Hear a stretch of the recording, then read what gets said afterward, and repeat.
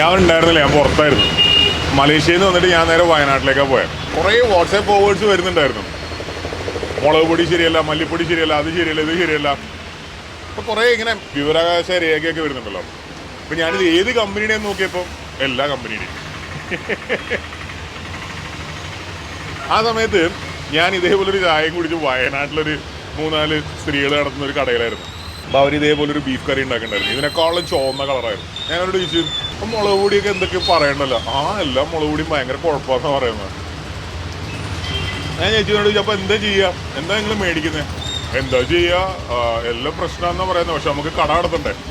അപ്പോൾ അവരുടെ മനസ്സിലൊരു ഭയങ്കര വേവലാതിയുണ്ട്. ഇത് ഏത് മേടിക്കും, ഏതാ നല്ലത്, നമ്മളെന്താ ചെയ്യുക, പുറത്തുനിന്ന് മേടിച്ച് പൊടിക്കുകയാണോ വേണ്ടത്? അവരുടെ മുഖത്ത് ആ ജെന്യുവനായിട്ടുള്ളൊരു പേടി കണ്ടപ്പോഴാണ് ഞാൻ തീരുമാനിച്ചത് ഇതിൻ്റെ പുറകെ പോകണം. ഞാൻ കണ്ട സോഷ്യൽ മീഡിയ പോസ്റ്റുകൾ, വാട്സാപ്പ് ഫോർവേഡുകൾ എല്ലാത്തിനകത്തും പറയുന്നത് വിഷം തീറ്റിക്കുന്നു നമ്മളെന്നാണ്. ഇതിനകത്ത് വിഷമാണോ ഉള്ളത്, മായമാണോ ഉള്ളത് എന്നറിയാൻ വേണ്ടിയിട്ട് ഈ ഡോക്യുമെൻ്റുകളിലുള്ള ഈ കെമിക്കലുകൾ ഞാനൊന്ന് ഗൂഗിൾ ചെയ്ത് ഒന്ന് റിസർച്ച് ചെയ്ത് നോക്കി, ഇത് എന്തിലേക്കാണ് പോകുന്നതെന്ന് അറിയാൻ വേണ്ടിയിട്ട്. കീടനാശിനികൾ, ചില രാസവളങ്ങൾ, ഇതിലേക്കൊക്കെയാണ് ഈ കെമിക്കലുകൾ പോകുന്നത്. കീടനാശിനികൾ, രാസവളങ്ങൾ, ഇതിനകത്ത് കണ്ടുപിടിച്ചു എന്ന് പറയുന്നു. സ്വാഭാവികമായിട്ടും കൃഷി ചെയ്യുമ്പോൾ കീടനാശിനികളും രാസവളങ്ങളും ഉണ്ടാവില്ലേ എന്നുള്ള എൻ്റെ ചോദ്യത്തിന് ഉത്തരം കിട്ടിയത് എന്താണെന്ന് വെച്ചാൽ, ഒരളവിൽ കൂടുതൽ ഇത് കണ്ടാൽ കുഴപ്പമാണ്. ഒരു ചെറിയൊരു വളരെ മൈന്യൂട്ടായിട്ടുള്ള അളവിൽ കണ്ടാൽ കുഴപ്പമില്ല, പക്ഷെ ഒരളവിൽ കൂടുതൽ കണ്ടാൽ കുഴപ്പമാണ്. ഭീകരമായിട്ടുള്ള രാസവളങ്ങളും കീടനാശിനികളും ഉപയോഗിച്ചിട്ടുണ്ട്, അത് ആരോഗ്യത്തിന് മോശമായിട്ട് ബാധിക്കുന്നുള്ളതാണ് അതിൻ്റെ ഉത്തരം. അങ്ങനെ വന്നപ്പോൾ എന്താണ് ഇതിൻ്റെ സ്റ്റാൻഡേർഡ്സ് നോക്കി. അപ്പോൾ ഇന്ത്യ ഗവൺമെൻറ് ഫുഡ് സേഫ്റ്റി അതോറിറ്റിയാണ് ഈ സ്റ്റാൻഡേർഡ്സ് സെറ്റ് ചെയ്തിട്ടുള്ളത്. അവിടെ നിന്നാണ് ഈ കഥ തുടങ്ങുന്നത്. ഒരുപാട് കെമിക്കലുകൾ ഫുഡിൽ ഇത്ര അളവിൽ കൂടുതൽ കണ്ടാൽ പ്രശ്നമാണ് എന്നാണ് പറയുന്നത്. അത് ഫുഡ് സേഫ്റ്റി പല കെമിക്കലുകൾക്കും സ്റ്റാൻഡേർഡായിട്ട് സെറ്റ് ചെയ്തിട്ടുള്ളത് 0.01 mg/kg ആണ്. ആ 0.01 mg/kg ഒരു വലിയൊരു പ്രശ്നമുണ്ട്. Safety and standards contaminant toxin and residue regulation 2011 അനുസരിച്ച് കാർഷിക വിളകൾ ഉൾപ്പെടെയുള്ള ഭക്ഷ്യവസ്തുക്കളിൽ അവശേഷിക്കാവുന്ന പെസ്റ്റിസൈഡ്സിന് ലിമിറ്റ് നിശ്ചയിച്ചിട്ടുണ്ട്. പെസ്റ്റിസൈഡ്സിൻ്റെ ലിമിറ്റ് നിശ്ചയിച്ചിട്ടില്ലാത്ത ഭക്ഷ്യവസ്തുക്കളിൽ 0.01 ആണ് മാക്സിമം റെസിഡ്യൂ ലെവലായിട്ട് FSSA നിഷ്കർഷിച്ചിരുന്നത്.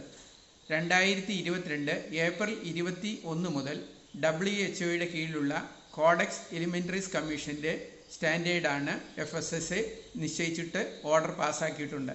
അതനുസരിച്ച് 0.01 വളരെ കൂടുതലാണ് പല ഭക്ഷ്യവസ്തുക്കളിൽ വരുന്ന പെസ്റ്റിസൈഡ്സ് റെസിഡ്യൂ. ഇദ്ദേഹം ഫുഡ് സേഫ്റ്റി അതോറിറ്റിയിൽ ജോലി ചെയ്തിരുന്ന ഓഫീസറാണ്, റിട്ടയർഡാണ്. അതേ കോഡെക്സ് എന്ന് പറഞ്ഞു അല്ലേ? എന്താണ് കോഡെക്സ്? പല പെസ്റ്റിസൈഡ് റെസിഡ്യൂ ലെവലും സയൻറ്റിഫിക്കായിട്ട് എക്സ്റ്റാബ്ലിഷ് ചെയ്തേക്കുന്നത് കോഡെക്സാണ്. കോഡെക്സ് എന്ന് പറഞ്ഞാൽ FAO food and agriculture organisation, അതുപോലെ വേൾഡ് ഹെൽത്ത് ഓർഗനൈസേഷൻ, അവരുടെ ഒരു കമ്പൈൻഡ് കമ്മിറ്റിയാണ് കോഡെക്സ് എന്ന് പറയുന്നത്. കോഡെക്സ് എലിമെൻ്റാരിയസ് കമ്മീഷൻ എന്നാണ് അതിൻ്റെ ഫുൾ പേര്. അവരാണ് റിസർച്ച് ചെയ്ത് സ്റ്റാൻഡേർഡ് ഉണ്ടാക്കിയിരിക്കുന്നത്. നമുക്ക് പറ്റിയ അബദ്ധം എന്താ? നമ്മൾ ഒരുപാട് സംഭവങ്ങൾ റിസർച്ച് ചെയ്ത് ഇത്രത്തോളം ഈ കെമിക്കൽ ഭക്ഷ്യവസ്തുവിൽ ഇത്രത്തോളം വരാം ഇത് നമ്മൾ സെറ്റ് ചെയ്തിട്ടുണ്ട്. നമ്മൾ റിസർച്ച് ചെയ്തിട്ടില്ലാത്ത, നമ്മൾ പഠിച്ചിട്ടില്ലാത്ത പല സാധനങ്ങളും ലോകത്ത് നിലവിലുണ്ട്. ആ സാധനങ്ങൾക്കൊക്കെ 0.01 എന്നുള്ളൊരു ഒരു നമ്പർ നമ്മൾ അങ്ങ് സെറ്റ് ചെയ്തു, പഠനങ്ങളില്ലാതെ, റിസർച്ച് ഇല്ലാതെ. കോഡെക്സ് പറയുന്നത് അത് അങ്ങനെയല്ല, അത് ആ അളവിൽ അങ്ങനെ സ്റ്റാൻഡേർഡായിട്ട് എല്ലാത്തിനും സെറ്റ് ചെയ്യുന്നത് ശരിയല്ല. ചിലപ്പോൾ അതിനേക്കാളും കൂടുതലായിരിക്കും, ചിലപ്പോൾ അതിനേക്കാളും കുറവായിരിക്കും, നമുക്കറിയില്ല. പക്ഷേ കോഡെക്സ് സ്റ്റാൻഡേർഡ് വളരെ വ്യത്യാസമാണ്. ഇന്ത്യ ഗവൺമെൻറ് കോഡെക്സ് അത് പഠിച്ചിട്ടുണ്ട്. ലോകത്തിലെ ഏറ്റവും നമുക്ക് ആക്സെപ്റ്റ് ചെയ്യാൻ പറ്റുന്ന ഏറ്റവും നല്ല ഓർഗനൈസേഷൻ അതാണ്, അവിടുന്ന് അത് അഡോപ്റ്റ് ചെയ്യാം എന്ന് തീരുമാനിക്കുകയാണ് ചെയ്തത്. കോഡെക്സ് ഈ സ്റ്റാൻഡേർഡും ടോളറൻസ് ലിമിറ്റും മാക്സിമം റെസിഡ്യൂ ലെവലൊക്കെ നിശ്ചയിച്ചേക്കുന്നത് സയൻറ്റിഫിക് സ്റ്റഡിയുടെ അടിസ്ഥാനത്തിലാണ്. അതായത് ആ ലെവലിൽ ഒരാൾ ജീവിതകാലം മുഴുവൻ ഈ സ്പൈസ് അങ്ങനെയുള്ള ഭക്ഷ്യവസ്തുക്കൾ കഴിച്ചാൽ അവരുടെ ശരീരത്തിൽ പെസ്റ്റിസൈഡ് ടോക്സിക് ലെവലിലേക്ക് അക്യുമുലേറ്റ് ചെയ്യില്ല, ദോഷകരമായ കോൺസെൻട്രേഷൻ എത്തൂല, ആരോഗ്യകരമായിട്ട് ക്യാൻസറോ അങ്ങനെയൊന്നും വരാനുള്ള ലെവലിലേക്ക് എത്തില്ല. അതുകൊണ്ടാണ് MRL കോഡക്സും ഫിക്സ് ചെയ്തിരിക്കുന്നത്. അതാണ് ശരിക്കും നമ്മൾ അഡോപ്റ്റ് ചെയ്യേണ്ടത്. നമ്മുടെ ഫുഡ് സേഫ്റ്റി അതോറിറ്റി വേണ്ടത്ര പഠനം നടത്തി മാത്രമേ ഓരോ കെമിക്കലിനെയും സ്റ്റാൻഡേർഡ് സെറ്റ് ചെയ്യാൻ പറ്റുള്ളൂ. ആ പഠനങ്ങൾ ഓരോന്നിലും നടത്തുന്നത് വരെ ആ സാധനത്തിന് കോഡക്സ് സ്റ്റാൻഡേർഡ് ഉപയോഗിക്കണം എന്ന് പറഞ്ഞതോടുകൂടി ഇതുവരെ എടുത്തിട്ടുള്ള ഒരുപാട് കേസുകൾ, കറി മസാലകൾക്കെതിരെ എടുത്തിട്ടുള്ള ഒരുപാട് കേസുകൾ നിലനിൽക്കില്ല എന്നുള്ള അവസ്ഥയിലെത്തി. ഇനി ആരാണ് ഈ കീടനാശിനി ഉപയോഗിക്കുന്നത്?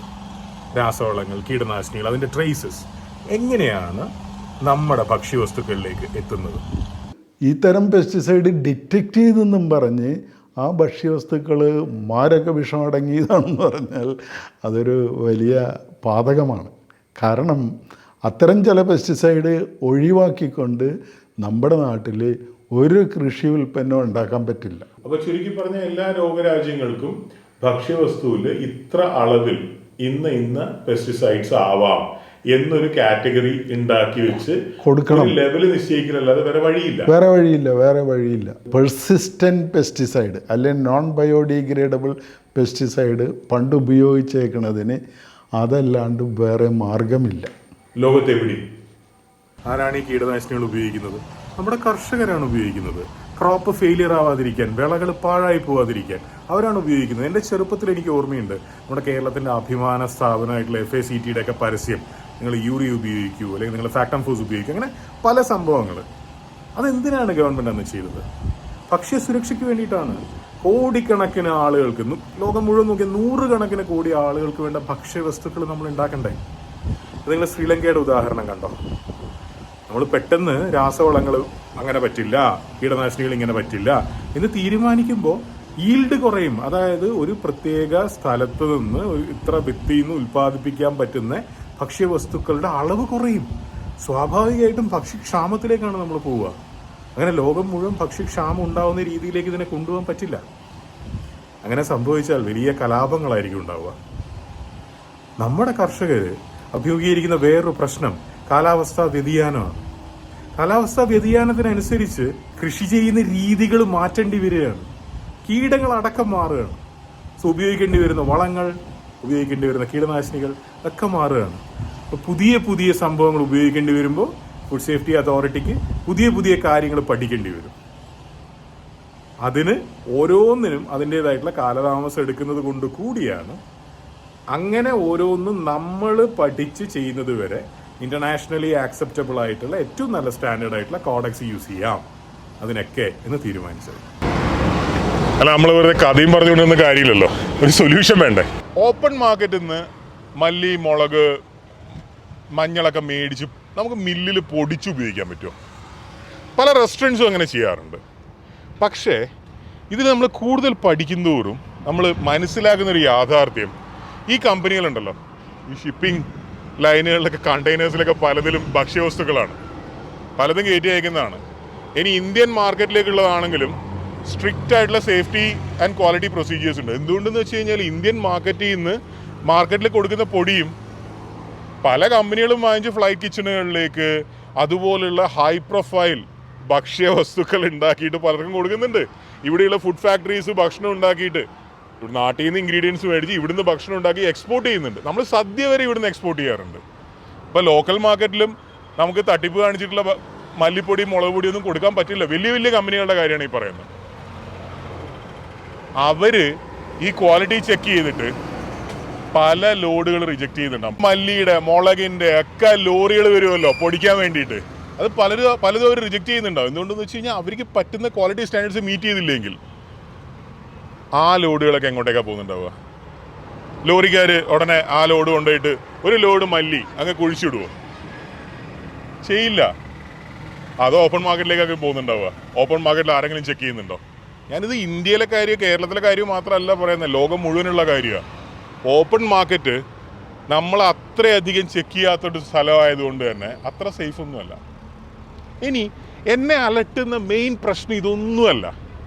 കോഡക്സ് സ്റ്റാൻഡേർഡിൻ്റെ ഉള്ളിലാണ് ഈ സംഭവങ്ങളൊക്കെ എങ്കിൽ ഇത് നമ്മുടെ ആരോഗ്യത്തിന് ദോഷകരമായിട്ട് ബാധിക്കുന്നേ ഇല്ല. അപ്പം നമ്മൾ ഇതൊന്നും അറിയാതെ എന്തോ ഒരു ഇൻഫർമേഷൻ എവിടുന്നോ കിട്ടിയതിൻ്റെ പേരിൽ ഇത്രയും ബഹളം വെച്ചിട്ട് കണ്ടെയ്നർ കണക്കിന് ഈ സാധനങ്ങൾ ഈ രാജ്യത്ത് നിന്ന് കയറ്റി അയക്കുന്ന കമ്പനികളെ, നമുക്ക് ഇത്രയും നല്ല സാധനങ്ങൾ ഉണ്ടാക്കി തരുന്ന കമ്പനികളെ അടക്കം ഒറ്റയടിക്ക് സംശയത്തിൻ്റെ നിഴലിലാക്കുന്ന രീതിയിൽ വർത്തമാനം പറഞ്ഞാൽ അത് ശരിയായ പരിപാടിയാണോ? വേണ്ടത്ര പഠനം നടത്തി സ്റ്റാൻഡേർഡ്സ് സെറ്റ് ചെയ്യാൻ പറ്റാതെ പോയത് കാരണമല്ലേ ഇതുണ്ടായത്. നമ്മൾ യാഥാർത്ഥ്യം മനസ്സിലാക്കണ്ടേ? നമ്മൾ ഈ ഇൻഡസ്ട്രിയുടെ മൊത്തം തള്ളി പറയുന്നത് സ്വാഭാവികമായിട്ട് അവർ ഈ കച്ചവടത്തിൽ നിന്ന് പിൻവാങ്ങാനോ വേറൊരു നാട്ടിൽ പോയി കച്ചവടം ചെയ്യാനോ ഒക്കെ ആലോചിക്കുന്നതിലേക്ക് എത്തിക്കൂലേ? ഒരുപാട് പേരുടെ തൊഴിലും ഒരുപാട് മലയാളികളുടെ തന്നെ ഉപജീവനവും അല്ലേ, ഒരുപാട് വിദേശ നാണ്യമൊക്കെ അല്ലേ. ഒരു ദിവസം രാവിലെ നമ്മൾ ഇതിനെതിരെ ഇങ്ങനൊരു പ്രചാരണം അഴിച്ചുവിടുന്നത് ശരിയായ പരിപാടിയാണോ?